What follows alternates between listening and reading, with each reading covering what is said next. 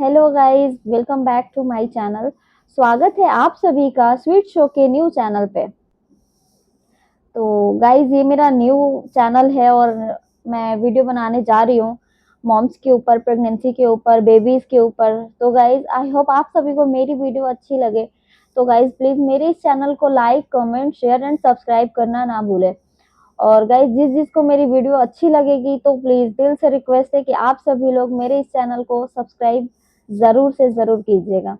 तो गाइज, आज हम बात करने वाले हैं प्रेगनेंसी के ऊपर कि सी सेक्शन का एक्सपीरियंस कैसा होता है। एक्चुअली मेरी प्रेगनेंसी कंप्लीट हो चुकी है और मेरे बेबी 2.5 मंथ के हो चुके हैं और अब मैं ये न्यू चैनल बनाई हूँ और वीडियो अपलोड करना चाहती हूँ, क्योंकि काफी लोगों को सजेशन है कि सी सेक्शन से बहुत डर लगता है और कैसे बेबी करे। तो गाइज, मैं चाहती हूँ आज सी सेक्शन के ऊपर बात करना और गाइज आप लोगों को मदद करना इस क्वारीज के ऊपर।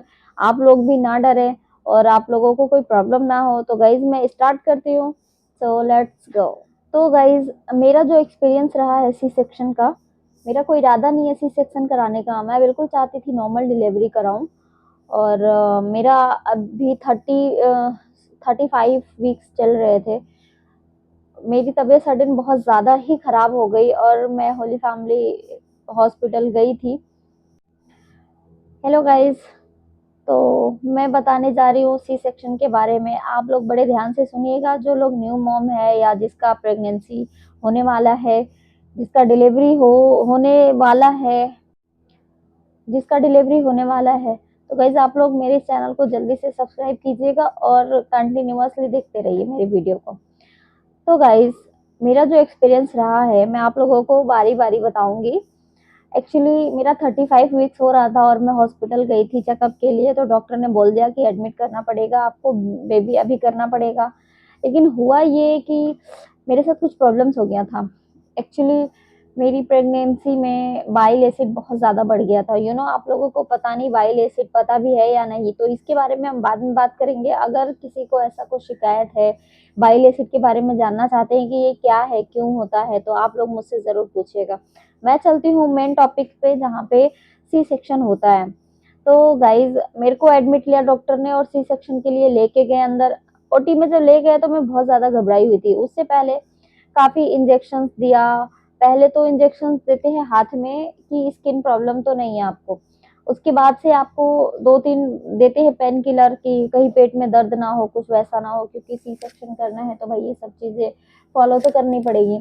उसके बाद आते हैं एनेस्थीसिया डॉक्टर। एनेस्थीसिया डॉक्टर आते हैं तो वो सारी क्वेरी करते हैं कि आप कोई ड्रग्स तो नहीं लेते, आप कोई गुटखा, बीड़ी, सिगरेट ये सब यूज तो नहीं करते, कुछ नशा वाली चीज यूज तो नहीं करते।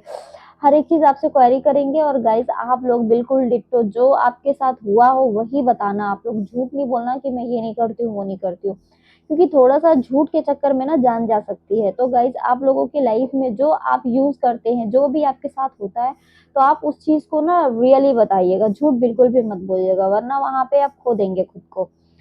तो गाइज, मुझे लेके गए अंदर ओटी में, पहले ड्रेस पहनाया और फिर मुझे लेके गए।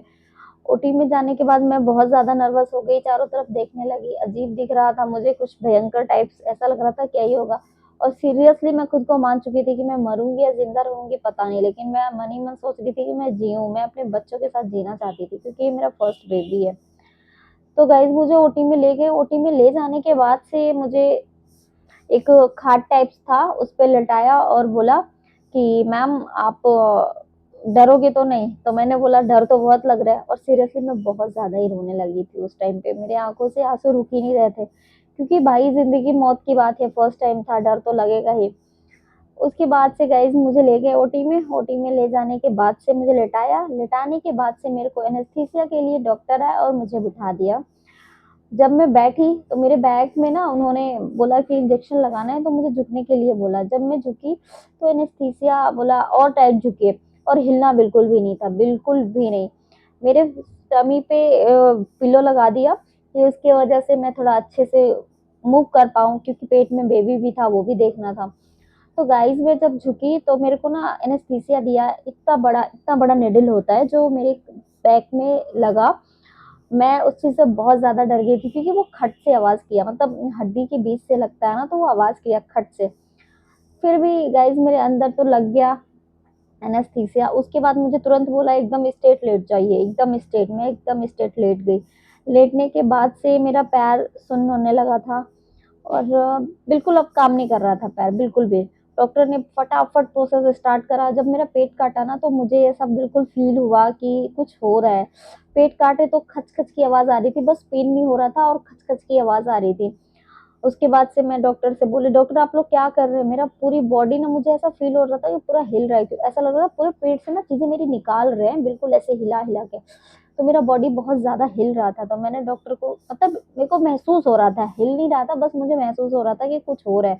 और जो कुछ भी प्रोसेस हो रहा था ना वो सब कुछ मुझे पता है, सब कुछ फील भी हो रहा था कि हाँ मेरा पेट कट रहा है, पेट से कुछ निकल रहा है, कुछ कर रहे हैं, लेकिन बस पेन नहीं हो रहा था। तो मैंने डॉक्टर को बोला, डॉक्टर मुझे ना घबराहट सी हो रही है, मेरे को बहुत फील हो रहा है कि मेरे साथ कुछ हो रहा है, बुरा हो रहा है।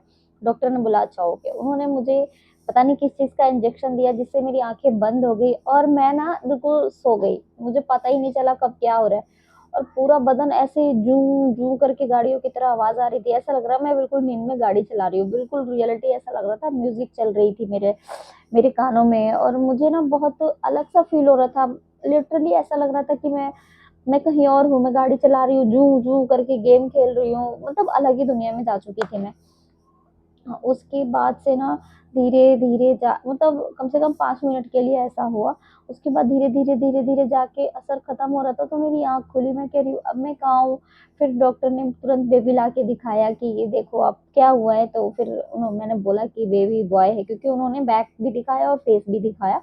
बस इतना पता है, मैंने बोला था बेबी बॉय हुआ है, उसके बाद मुझे नहीं पता। फिर फटाफट मेरी सिलाई करी और ना वो ऊपर जो मिरर लगा रहता है, मिरर सॉरी लाइट लगी रहती है ऊपर, ऑपरेशन के टाइम पे बहुत बड़ी बड़ी लाइट है। तो उस लाइट मैंने ऐसे फेस किया और देखा तो उस लाइट में ना मेरा पूरा ब्लडिंग निकल रहा था टमी से, और बैक नीचे से भी पूरा ब्लडिंग निकल रहा था। और मेरे पैरों को ना यूं हिला रहे थे और बिल्कुल काम नहीं कर रहा था, बिल्कुल पैरालाइज्ड हो चुका था, बिल्कुल मतलब जरा भी पता ही नहीं चल रहा था क्या कर रहे हो। बार बार पैरों को ऊपर नीचे इधर उधर राइट लेफ्ट सब कर रहे थे और ब्लडिंग साफ कर रहे थे, सब मेरे को पता चला बट पेन नहीं हुआ। उसके बाद से सिलाई करके और मेरे को थोड़ी देर के लिए ऑब्जर्वेशन रूम में रख दिया था, आधे 1 घंटे के लिए। ऑक्सीजन लेवल पे मेरे को रखा था, सब कुछ देख रहे थे, बॉडी का लेवल ठीक है। जब सब कुछ ठीक रहा 1 घंटे बाद तो मुझे ओटी से दूसरे रूम में लेके चले गए। तो मेरे को ना लिटा के ही चेंज कर दिया दूसरे रूम में ले जाके, और मुझे लिटा दिया, मेरे को बेबी नहीं दिए। 1 दिन के लिए ऑब्जर्वेशन रूम में रखा मुझे। ठीक अगले दिन मुझे बेबी दिया, और बेबी जब दिया मेरे को तो मैं इतनी ज़्यादा खुश हुई ना कि मैं सारा दुख परेशानी सब कुछ भूल गई थी। सीरियसली मुझे बहुत अच्छा लगा। उसके बाद से मुझे दूसरे रूम में शिफ्ट करा, फिर बेबी मेरे पास आ गया। और बेबी के बारे में क्या ही बताऊं, बस बहुत ज़्यादा ही क्यूट था, बिल्कुल सोता रहता था, मुझे कुछ। और खैर बेबी की बात अलग है। तो गाइज मेरे साथ ऐसा हुआ, जब मुझे उन्होंने चेंज किया ना तो तब तक तो ठीक था क्योंकि नेक्स्ट डे हो चुका था। और चेंज करने के बाद उन्होंने क्या करा, मैं सॉरी एक चीज बताना ही भूल गई थी। जो वॉशरूम के लिए वो नली लगाते हैं ना, वॉशरूम का बेबी के लिए, माय गॉड, उतना प्रॉब्लम तो मुझे बच्चा पैदा करने में नहीं हुआ जितना कि वॉशरूम की नली लगी थी ना, बहुत बुरी थी, बहुत ज्यादा, लिटरली बहुत ही बुरा था। सीरियसली बता रही हूँ, अब पता नहीं कैसे लोग इस चीज को बर्दाश्त करते हैं, मुझसे तो नहीं हो रहा था, मैं बहुत रो रही थी इस चीज से, बहुत अजीब ही फील हो रहा था, अजीब सा ही। और जब उसको निकाला ना, जब भी बहुत वैसा ही फील हुआ थोड़ी देर के लिए ना, 10 मिनट के लिए। उसके बाद गए 10 मिनट के बाद ना मेरे को बोला आपको खुद से वॉशरूम जाना है, 1 दिन बाद ही।